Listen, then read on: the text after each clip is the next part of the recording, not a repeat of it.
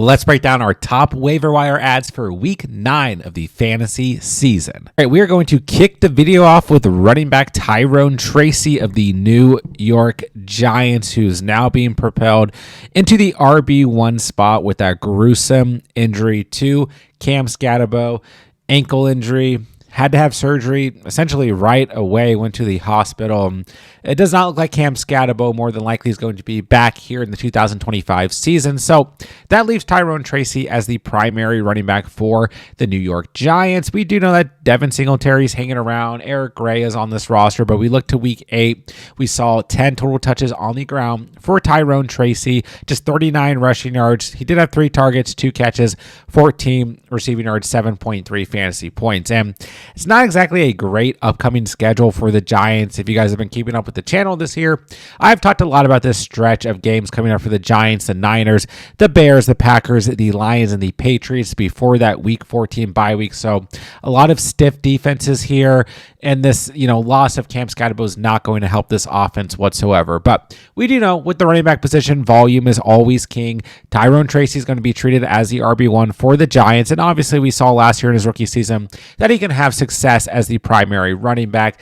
Definitely not the level that Cam Scatterbo was having, but Tyrone Tracy will be the RB1 moving forward. He sits around 35% rostered, and as we approach week 9 of the fantasy season, he has to be a primary ad off of the waiver wire. If you guys watched Friday's video, our must-stash players, we talked a lot about Isaiah Davis of the New York Jets, who sits around 33% rostered. He had 17.9 fantasy points in week 8, 7 touches for 65 rushing yards, got some nice involvement in the passing game as well. 5 targets, 5 catches, 44 receiving yards. And it's worth noting here that Breece Hall had a massive day against the Bengals as well. This was a fantastic matchup for these New York Jets running backs. They have a bye week in week 9. So, if you guys pick up Isaiah Davis, it's not going to help you in week 9. And then out of the bye week, it's a pretty tough schedule. The Browns, the Patriots, the Ravens, not bad, but then they get the Falcons as well, who I know looked awful this past week, but on the season have been a good run defense. So we'll see what happens here. But what we talked about in Friday's video is that there is a chance that Breece Hall is traded, and week 9 is the, cutoff for trade. So if we are going to see Breece Hall traded, this is going to be the week, and Isaiah Davis would be the next man up. So it was nice to see him get some involvement, but kind of hard to call this one here. If Breece Hall stays on this roster, then Davis is still worth stashing. There might be some matchups here like we saw in week 8 where he has standalone value even with a healthy and active Breece Hall on the Jets. But of course, if Breece Hall is traded from the Jets, then we still want to go target Isaiah Davis. So I don't know exactly what his roster percentage is going to look like throughout the week because he is on bye week, but I still think he's a player that is absolutely worth getting on the bench, and these double-digit fantasy performance he had in week 8 is definitely going to propel his overall roster percentage. So keep a close eye on Isaiah Davis and the Jets running backs, but either way, he is worth rostering as we approach week 9 of the fantasy season. And let's talk about another running back in that matchup. That was Samaje Perine of the Cincinnati Bengals. 17 fantasy points, 9 touches, 94 rushing yards, a touchdown, and 1 catch for 6 receiving yards. We don't overreact too much here because this was a very high scoring game between the Bengals and the Jets, and Chase Brown still had 12 touches, 3 targets, 3 catches, dominated this backfield at the end of the day, but Perine did get involvement, and over the past 3 weeks, he's had 6 or more carries. And I think kind of the logic here would be if we see more of these high-scoring games where the Bengals and this Bengals offense, Joe Flacco, are just coming out and slinging it and putting up points, Samaje Perine could very likely be involved like we saw here in week 8, and they got a nice matchup against the Chicago Bears in week 9, who've been one of the softer overall run defenses here in the 2025 season. We just saw them give up 2 touchdowns to Derrick Henry, which might not be a great example because it is Derrick Henry, but regardless, they've been a pretty soft run defense on the season. This is a home game for the Bengals, and ultimately, I just think Samaje Perine, sitting at 11% rostered,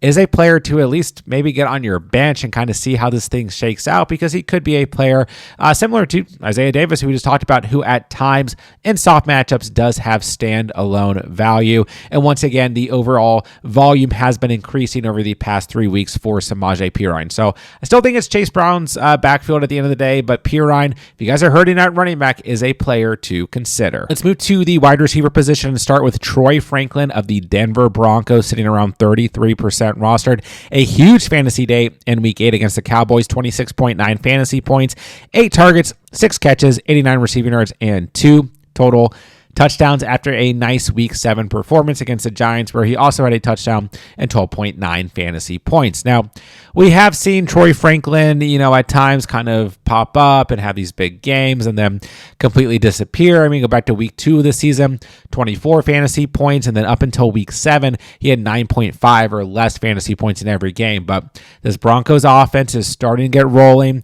Things are clicking here. They are spreading the football around, and Troy Franklin definitely has a role in this offense at the end of the day. Now, Courtland Sutton still had a nice game, had a touchdown, got called back, had a touchdown that he probably should have caught that he didn't, and he's still the primary wide receiver 1 here. And then we're going to see Marvin Mims pop up at times like we did in week 7. Not in week 8. He only had 1 target and 0 catches. And then we are seeing a little bit of involvement from Pat Bryant as well. He had a touchdown this past week. But it really feels like in terms of this offense, if somebody's going to step up and give us the chance for like a flex play, especially based on matchup outside of Courtland Sutton in this offense, who once again is the primary wide receiver 1 and is more than a flex play, it's got to be Troy Franklin, right? And it's a little bit of a tough matchup in week 9 against the Texans, but ultimately Derek Stingley is going to be on Sutton in this matchup, and Troy Franklin could get loose at times in this matchup. And overall, I just think with this involvement that he's getting as of late with 8 or more targets in 2 straight games,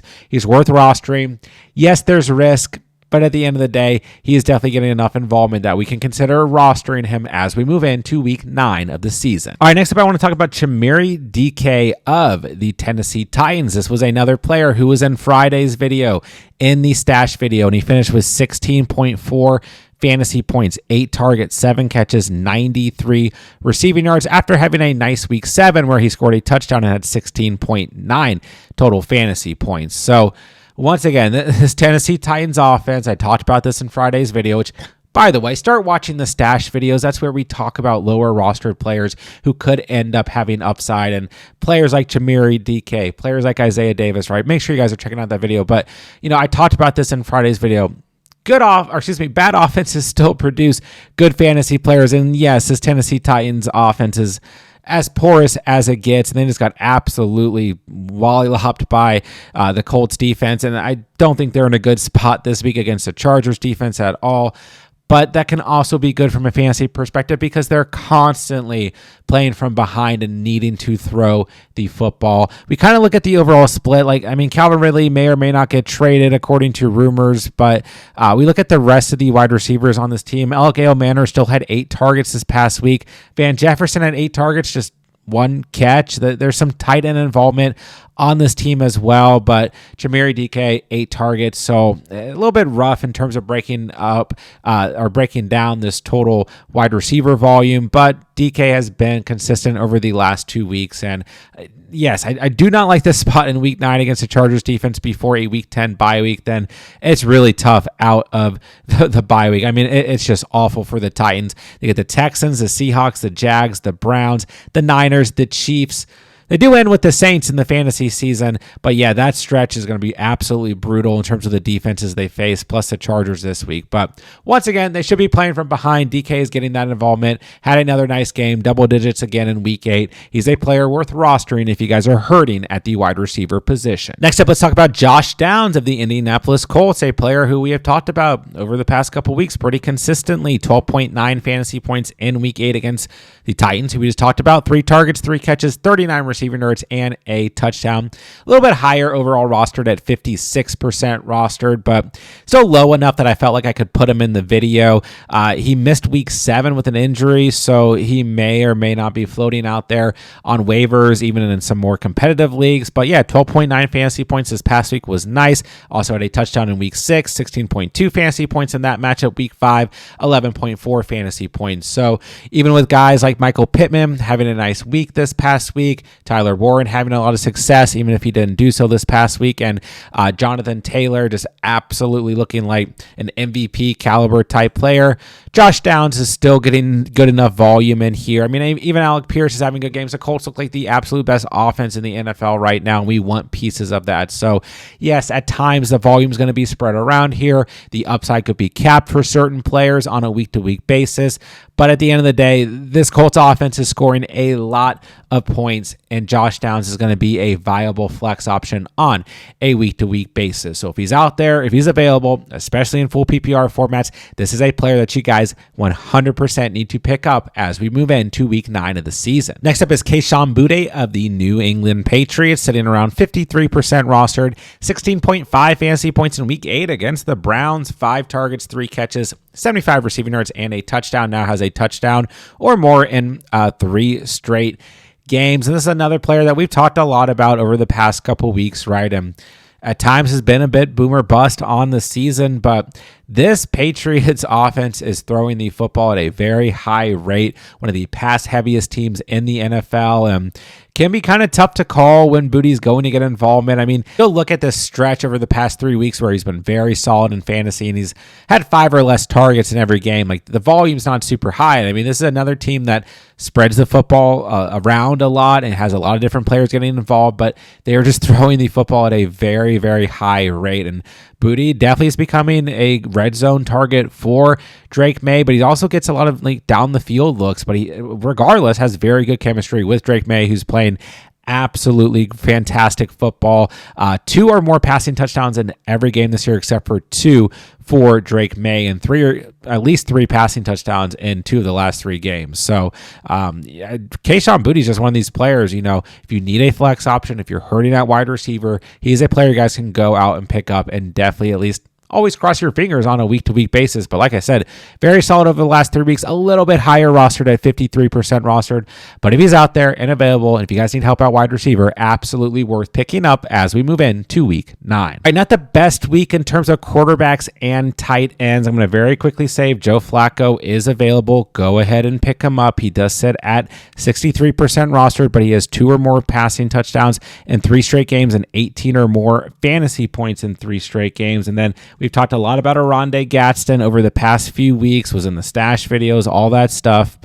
He's moved up to 77% rostered, 18.7 fantasy points this past week, a touchdown in 2 of the last 3 games, 11.8 or more fantasy points in 3 straight games, 77% rostered at this point, but he 110% needs to be rostered in more leagues. If he's out there, pick him up. Even if you don't need help at tight end, go ahead and pick up Gadsden. He looks absolutely incredible right now. Let's wrap it up with 1 or 2 lower rostered players at quarterback and tight end. And at quarterback, let's start with Sam Darnold, who had a bye week in week 8. Not a great performance against a stingy Texans defense in week 7, which is 9.6 fantasy points. So he's floating around 43% rostered. We'll get the Washington Commanders on the road in week 9. And I mean, ultimately, Darnold is one of these players at quarterback who's just going to give you a safe floor majority of weeks that you start him. 16 or more fantasy points in every game except for 2 on the year. And yeah, the 2 games where he hasn't scored 16 or more fantasy points, it's been bad, 9.6 or less fantasy points, but he has still been very solid on the season. And the Texans, in week 7, I mean, this is one of the best overall defenses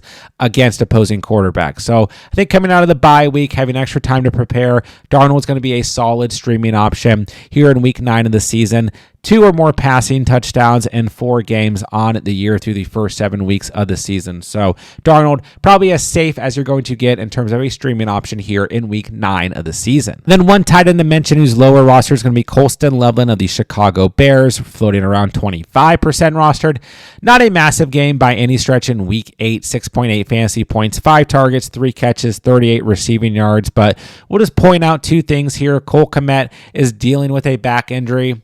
Unclear if he's going to be ready in week 9, but if he's out in week 9 again, obviously that's going to leave Colston Loveland as the starter. And then we're also looking at an injury to Luther Burden, who suffered a concussion this past week, so another pass catcher down for the Bears. And then they are on the road in week 9, but they're playing the Cincinnati Bengals, one of the very worst teams in the entire NFL against the tight end position. And not exactly sure because week 8 rankings haven't gone through, but I'm almost 100% sure they are still the worst team against tight ends in terms of fantasy points allowed after giving up that touchdown to Mason Taylor this past week. So regardless, it's going to be a very good matchup for Colston Loveland in terms of this week 9 matchup against the Bengals. So even if, we haven't seen a great game out of Loveland fantasy-wise so far on the season, this could be an opportunity for him to absolutely do so in week 9 due to the matchup against the Bengals. So lower rostered player, around 25% rostered. If you guys are hurting that tight end, he could be a streaming option as we move into week 9 of the season. You guys have it there, my top waiver wire ads for week 9 of the fantasy season on every single position.